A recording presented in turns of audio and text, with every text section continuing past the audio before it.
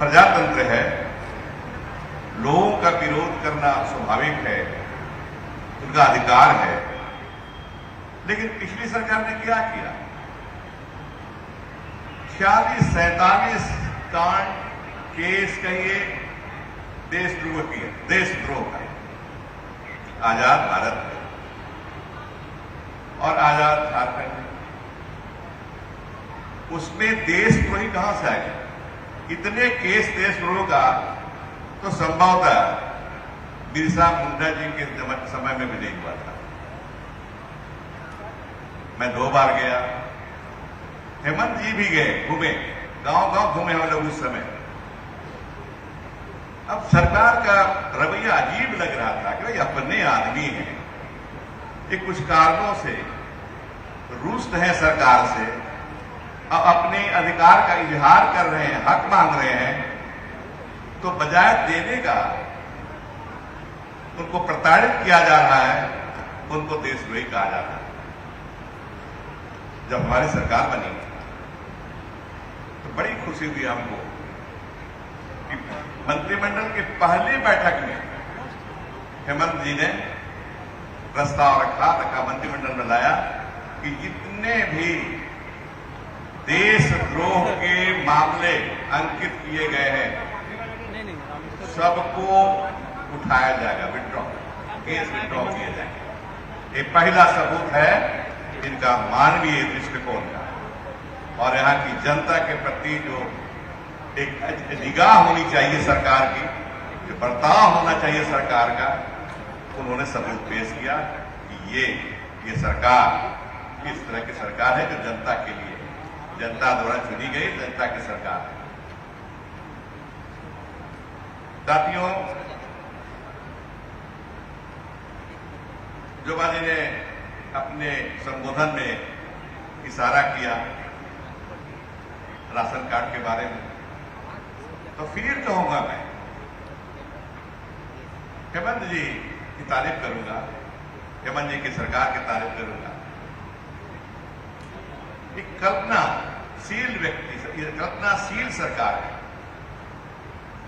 क्या कल्पना कीजिए झारखंड के लोगों का, बहुतायत लोगों का, मेजोरिटी लोगों का, मेजोरिटी के लोगों का क्या है, कल्पना कर सकते हैं हम, इमेजिन क्या कर सकते हैं? इमेजिन ये करेंगे, हम करना चाहेंगे, करते हैं हम, यहाँ के लोग गरीब हैं, भरपेट अनाज नहीं पाते नहीं पाते। यहाँ के लोग इतने गरीब हैं, निर्धन हैं कि सही ढंग से कपड़ा नहीं पहनते, खरीदने का क्रय शक्ति इनके पास नहीं है, परचेजिंग पावर नहीं है, खरीद नहीं पाते, फटे पुराने कपड़े पहनते और कभी पहने भी हैं कपड़े, थोड़ा पहने भी हैं तो इनके पास, इनके पॉकेट में पैसे नहीं। क्या की सरकार ने राशन कार्ड में जो अनाज दिया जाता था उसको नियमित किए, मत क्या करना चाहता हूं आप समझ सकते हैं। फिर हम लोगों ने देखा कि बहुत से हमारे लोग, झारखंड के लोग, गरीब लोग, पात्र लोग, जिनमें पात्रता है राशन कार्ड लागू बनने की, उनके पास उनको राशन कार्ड नहीं दिया, क्योंकि भारत सरकार ने कोटा बांध रखा। तो इस सरकार ने, हेमंत जी की सरकार ने क्या किया? अलग से अपने पैसे से राशन कार्ड बनवाना शुरू किए हम लोग। हरा कार्ड आपको मिला होगा, हरा कार्ड आप जानते होंगे, ज्यादा उसमें बोलने की जरूरत नहीं। अब सबको दे रहे हैं। 15 लाख पिछले साल दिए थे, इस साल सरकार 5 लाख और लोगों को देने जा रही है। गुमला में करीब 24,000 से अधिक लोगों को राशन कार्ड से जोड़ा जाएगा। ये आप जानिए, ये राशन कार्ड से हम लोग जोड़ रहे हैं, कोई भी भूखा नहीं रहेगा। जरूरत पड़ी अगले वित्तीय वर्ष में इस संख्या को 3 बढ़ाएंगे, क्योंकि इरादा है जैसे सर्वजन पेंशन हम दे रहे हैं, सब गरीब को पेंशन दे रहे हैं, हम अनाज भी देंगे, पेट भी भरेंगे। साड़ी भी देंगे। तीनों राशन कार्डधारी, 3 रंग के राशन कार्डधारी हैं, पीला है, लाल है, हरा। तीनों रंग के राशन कार्डधारियों को हम साड़ी और धोती भी दे रहे हैं। और सर्वजन पेंशन योजना के तहत लगभग, मैंने पूछा था उसी समय विनय जी से, कितने लोगों को फायदा होगा, तो उन्होंने बताया था कि 14 लाख लोगों को अभी मिल रहा है पुराने रीत से, और इस रीत से ये सर्वजन योजना के तहत 60 साल ऊपर लोगों को, वृद्ध लोगों को, विधवा बहनों को, अपंग लोगों को, लगभग 13 लाख लोगों को इससे फायदा होगा। ये जोड़ा गया उस समय, अभी उतना नहीं पहुंचे हैं, लेकिन धीरे धीरे हम उसमें पहुंच जाएंगे। 27-28 लाख लोगों को ये सरकार, हेमंत जी की सरकार पेंशन दे रही है, ये समझ लेंगे। भाइयों बहनों,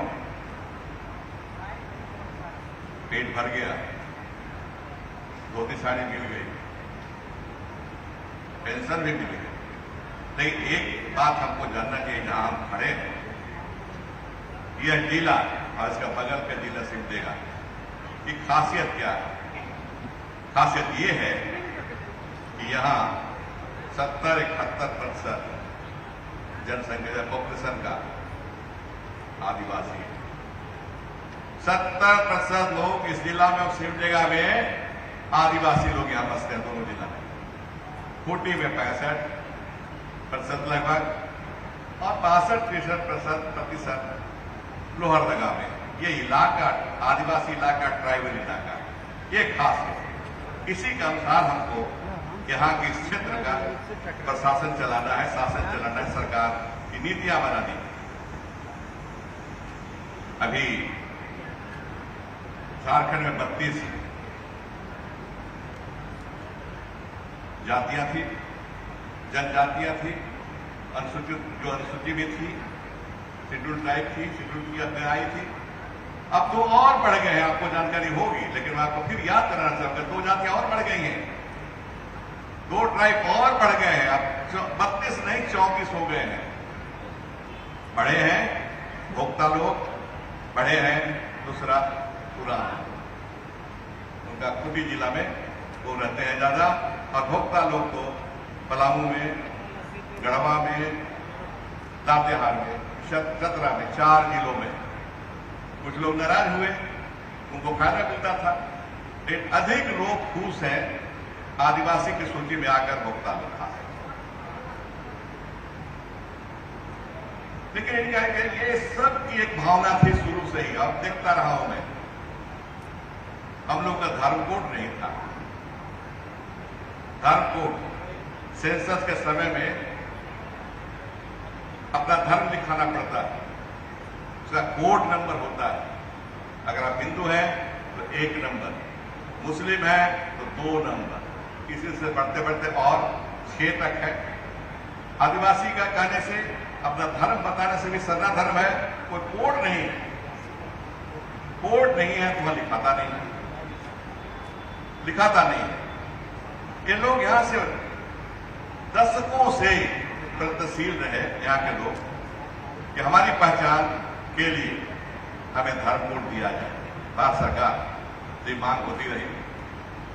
जब मैं national commission for schedule tribe का अध्यक्ष हुआ करता तो उसमें मैं खुद बुला के रजिस्ट्रार जनरल को बात करता था, लेकिन कोई फायदा हुआ नहीं। मैं धन्यवाद दूंगा यहाँ के आदिवासियों के ओर से, पूरे राज्य के आदिवासियों के ओर से, जिनकी संख्या आज 34 हो गई है,